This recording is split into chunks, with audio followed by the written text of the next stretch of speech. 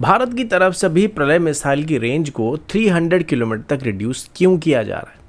Navy के लिए बनाए गए NASM-SR मिसाइल को भी इंडियन एयरफोर्स की तरफ से अपने सर्विस में शामिल करने का फैसला क्यों किया जा रहा है?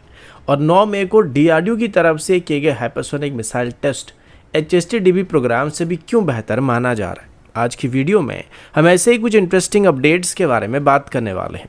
नमस्कार दोस्तों, मेरा नाम है अंशुमन नायक और आप सभी का बहुत बहुत स्वागत है इंडियन डिफेंस न्यूज की डिफेंस टॉक सीरीज में। तो चलिए देर न करते हुए आज की वीडियो शुरू करते हैं।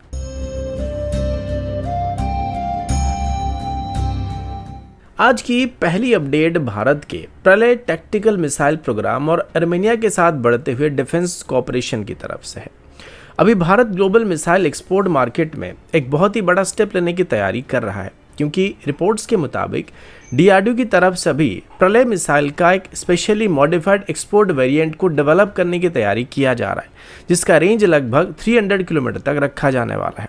सिंपल भाषा में बोला जाए तो भारत अभी पहली बार अपने advance quasi ballistic missile system को फॉरेन कंट्रीज को एक्सपोर्ट करने की तरफ मूव कर रहा है। और सबसे इंटरेस्टिंग बात यह है कि आर्मेनिया अभी इस मिसाइल को खरीदने में बहुत ज़्यादा इंटरेस्ट को शो कर रहा है। रिपोर्ट्स के मुताबिक भारत और आर्मेनिया के बीच इसको लेकर कॉस्ट और प्रोक्योरमेंट लेवल पर बातचीत किया जा रहा है। अभी आर्मेनिया की तरफ से इस मिसाइल में इंटरेस्ट दिखाने का मेन रीजन अजरबैजान की rapidly expanding long range strike capability माना जा रहा है, क्योंकि अजरबैजान के पास सभी इजरायली ओरिजिन लोरा मिसाइल सिस्टम मौजूद है, जो कि पिछले कॉन्फ्लिक्ट में अपनी प्रिसिशन स्ट्राइक कैपेबिलिटी को डेमोन्स्ट्रेट कर चुका है। ऐसे में आर्मेनिया अभी एक ऐसे हाई स्पीड मिसाइल सिस्टम की तलाश कर रहा है जो कि एनिमी एयर डिफेंस सिस्टम को पेनिट्रेट कर सकेगा और स्ट्रेटेजिक टारगेट को एक्यूरेटली हिट कर पाएगा। और इसी जगह पर प्रलय बहुत ही डेंजरस प्लेटफॉर्म बन सकता है। अभी प्रलय की कैपेबिलिटी की बात करें तो ये एक क्वासी बैलिस्टिक मिसाइल होने वाला है जो कि मिड कोर्स मैन्यूवरिंग को परफॉर्म कर सकता है, यानी ये ट्रेडिशनल बैलिस्टिक मिसाइल की तरह प्रेडिक्टेबल ट्रैजेक्टरी को फॉलो नहीं करता है और इसकी डिप्रेस ट्रैजेक्टरी और मैन्यूवरिंग कैपेबिलिटी की वजह से इसको इंटरसेप्ट करना काफी मुश्किल होता है। रिपोर्ट्स के मुताबिक इसकी एक्सपोर्ट वेरिएंट का रेंज इंटेंशनली 300 किलोमीटर तक कैप करने की कोशिश किया जा रहा है, ताकि MTCR और भारत के स्कोमेट एक्सपोर्ट रेगुलेशन के अंदर इसको लाया जा सके, यानी Bharat responsible missile export framework के अंदर इसको अभी फॉरेन ऑपरेटर को ऑफर करने की कोशिश करने वाला है। स्ट्रेटेजिक लेवल पर देखा जाए तो अगर ये डील फाइनल हो जाता है तो भारत के लिए एक हिस्टोरिक माइलस्टोन हो सकता है, क्योंकि अभी तक Bharat mostly artillery system, radars और एयर डिफेंस सिस्टम को एक्सपोर्ट करता आया है, लेकिन एडवांस टैक्टिकल मिसाइल एक्सपोर्ट में भारत के लिए कंप्लीटली नया डोमेन होने वाला है। अगला अपडेट भारत के indigenous naval anti-ship missile short range यानी NASM-SR प्रोग्राम की तरफ से है। अभी भारत की तरफ से एक और बहुत इंपॉर्टेंट मैरीटाइम स्ट्राइक कैपेबिलिटी को सक्सेसफुली वैलिडेट किया गया है, क्योंकि रिसेंटली NASM-SR मिसाइल का सक्सेसफुल सैल्वो मोड ट्रायल को कंडक्ट किया गया था, जहां इंडियन नेवी के सी किंग हेलीकॉप्टर से 2 मिसाइल को क्विक सक्सेशन में लॉन्च किया गया था। अभी NASM-SR का सबसे खास एस्पेक्ट इसका इमेजिंग इन्फिट सीकर माना जा रहा है। नॉर्मली ट्रेडिशनल एंटी-शिप मिसाइल में रडार गाइडेंस सिस्टम का इस्तेमाल किया जाता है, जिसको इलेक्ट्रॉनिक जैमिंग और RF डिकॉय की मदद से कंफ्यूज किया जा सकता है, लेकिन NASM-SR का इमेजिंग इन्फिट सीकर इन्फिट स्पेक्ट्रम में काम करता है और शिप के थर्मल सिग्नेचर को ट्रैक करता है, यानी मिसाइल डायरेक्टली एनिमी शिप के क्रिटिकल सेक्शन जैसे कि ब्रिज या प्रोपल्सन एरिया को एक्यूरेटली टारगेट कर सकता है। इसका एक और major capability human in the loop engagement mode होने वाला है। रिपोर्ट्स के मुताबिक मिसाइल में एक advance high bandwidth data link system दिया जाने वाला है, जिसके through operator real time seeker feed को मॉनिटर कर सकता है, यानी मिड कोर्स में टारगेट को रिफाइन किया जा सकता है, स्विच किया जा सकता है, फिर एंगेजमेंट को अबॉर्ट किया जा सकता है। रिपोर्ट्स के मुताबिक अभी फ्यूचर में इस मिसाइल को MS-60R Seahawk helicopter, advance light helicopter Dhruv और LCH प्रचंड पर भी इंटीग्रेट करने की प्लानिंग को एक्सप्लोर किया जा रहा है। साथ ही इंडियन एयरफोर्स की तरफ से भी इसको अभी अपनी अटैक हेलीकॉप्टर इकोसिस्टम में ऐड करने के लिए इवैल्यूएट किया जा रहा है। हालांकि इस मिसाइल को शुरू से ही नेवल टारगेट के लिए बनाया गया था, लेकिन इसके एंगेजमेंट रेंज को देखने के बाद अभी इंडियन एयरफोर्स की तरफ से भी इसको A2 सरफेस वॉरफेयर में अपने हेलीकॉप्टर में इस्तेमाल करने के बारे में सोचा जा रहा है। और अगर ये प्लान आगे बढ़ता है तो इसकी एक डेडिकेटेड एयरफोर्स वेरिएंट को भी बनाने की उम्मीद किया जा रहा है। अगला अपडेट भारत के इंडिजिनस लॉटरिंग मुनिशन और एंटी आर्मर वॉरफेयर इकोसिस्टम की तरफ से है। अभी इंडियन प्राइवेट डिफेंस सेक्टर की तरफ से एक और एडवांस कैमिकेजी ड्रोन सिस्टम को अनवील किया गया है, क्योंकि जुलू डिफेंस की तरफ से अपना नया stack anti tank armoured killer drone को ऑफिशियली लॉन्च किया गया है, जो कि स्पेशली मॉडर्न बैटलफील्ड में एनिमी के टैंक्स और आर्मर्ड व्हीकल को डिस्ट्रॉय करने के लिए डेवलप किया गया है।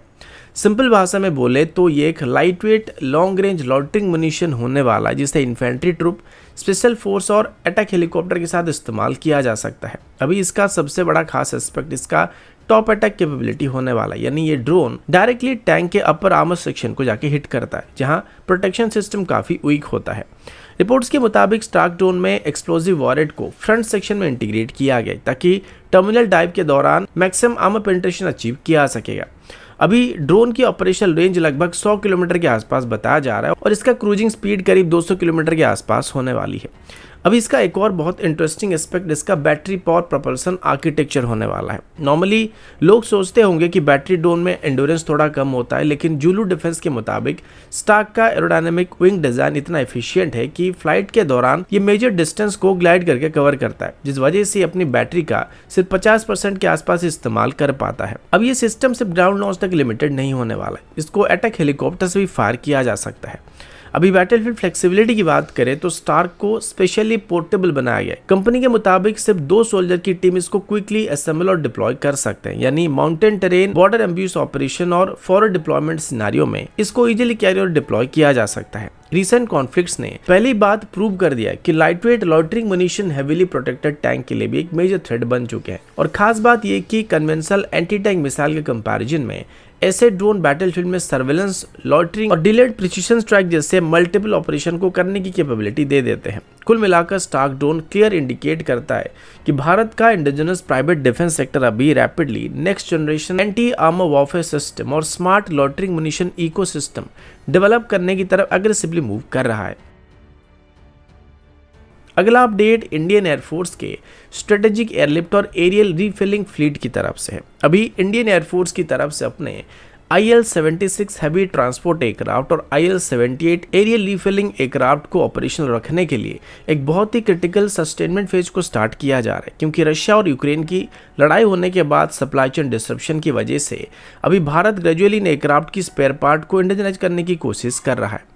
सिंपल भाषा में बोले तो अभी इंडियन एयरफोर्स सिर्फ इंपोर्टेड रशियन पार्ट पर डिपेंडेंट रहना नहीं चाहता है, बल्कि भारत अभी खुद इन एयरक्राफ्ट के क्रिटिकल कंपोनेंट को लोकली मैन्युफैक्चर करने की कैपेबिलिटी को डेवलप करने की कोशिश करना चाहता है।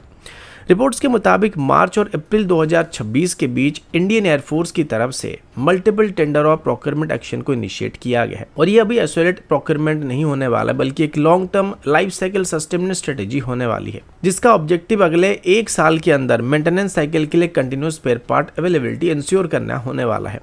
अभी सबसे important focus D30 KP turbofan engine और उसके स्पेयर पार्ट होने वाला है। रिपोर्ट के हिसाब से इसके फिल्टर्स, गास्केट्स, फ्यूल लाइन कनेक्टर्स और multiple high pressure engine component को खरीदने और लोकली डेवलप करने की प्रोसेस किया जा रहा है, क्योंकि ये कंपोनेंट इंजन रिलायबिलिटी और एयरक्राफ्ट की अवेलेबिलिटी के लिए बहुत ही क्रिटिकल होने वाले हैं। साथ ही एयरफ्रेम और स्ट्रक्चरल कंपोनेंट पर भी फोकस किया जा रहा है। IL-76 MD कॉन्फ़िगरेशन के लिए स्पेशलाइज्ड फास्टनर, रिवेट्स और सील्स को रिप्लेस करने की प्लानिंग किया जा रहा है। ये एयरक्राफ्ट पुराने होने की वजह से इनमें स्ट्रक्चरल फटीग और वेयर एंड टियर एक मेजर इशू बन चुके हैं, जिस वजह से इनको जल्दी से रिप्लेस करने की कोशिश किया जा रहा है। अब एविनिक्स और इलेक्ट्रिकल सिस्टम को भी ग्रेजुअली इंडिजनाइज करने की कोशिश किया जा रहा है।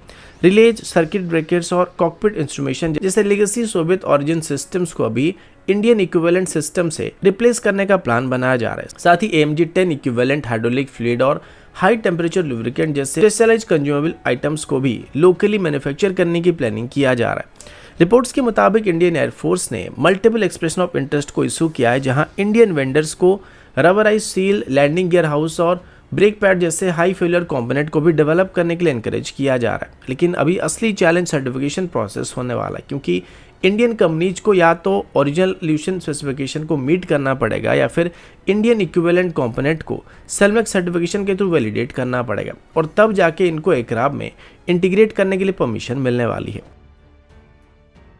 अगला अपडेट भारत के हाइपरसोनिक वेपन प्रोग्राम की तरफ से है। अभी भारत की तरफ से हाइपरसोनिक क्रूज मिसाइल टेक्नोलॉजी में एक बहुत ही बड़ा ब्रेक थ्रू को अचीव किया गया, क्योंकि हैदराबाद में DRDL यानी defence research and development laboratory की तरफ से 9 मई 2026 को इंडिजिनसली डेवलप किए गए actively cooled full scale scramjet combustor का सक्सेसफुली लॉन्ग ड्यूरेशन टेस्ट को कंडक्ट किया गया है। सिंपल भाषा में बोला जाए तो भारत अभी sustained hypersonic cruise propulsion capability को प्रैक्टिकली डेमोन्स्ट्रेट करने में सफल हो चुका है। रिपोर्ट्स के मुताबिक इंडिजिनस स्क्रैमजेट इंजन ने लगातार 1200 सेकेंड यानी पूरे 20 मिनट तक का स्टेबल कंबस्शन को अचीव किया और ये achievement hypersonic cruise missile development के लिए बहुत ही क्रिटिकल माना जा रहा है। अब नॉर्मली जेट इंजन में मूविंग कंप्रेसर ब्लेड होता है, लेकिन स्क्रैमजेट इंजन में कंप्लीटली अलग ही प्रिंसिपल इस्तेमाल किया जाता है। इसमें मार्क 5 से भी ज़्यादा की स्पीड पर आने वाली इनकमिंग एयर को सुपरसोनिक कंडीशन में ही कंप्रेस और कंबस्ट किया जाता है और सबसे बड़ा चैलेंज इसमें एक्सट्रीम थर्मल हीटिंग और एयर फ्लो स्टेबिलिटी को मेंटेन करना होता है।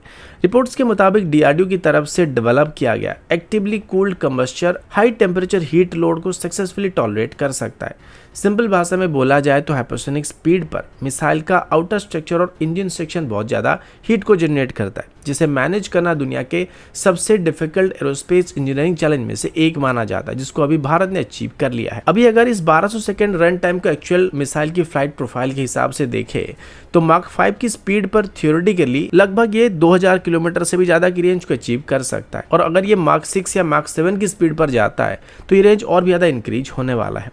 ये अचीवमेंट भारत के पहले HSTDB प्रोग्राम से भी ज़्यादा बड़ा अचीवमेंट माना जा रहा है, क्योंकि अभी डीआरडीओ सिर्फ शॉर्ट ड्यूरेशन टेक्नोलॉजी डेमोन्स्ट्रेट नहीं कर रहा है बल्कि long range sustained hypersonic propulsion capability की तरफ रैपिडली मूव कर रहा है। तो दोस्तों अभी के लिए इतना ही, मिलता हूँ आपसे अगले वीडियो में, तब तक के लिए जय हिंद, वंदे मातरम।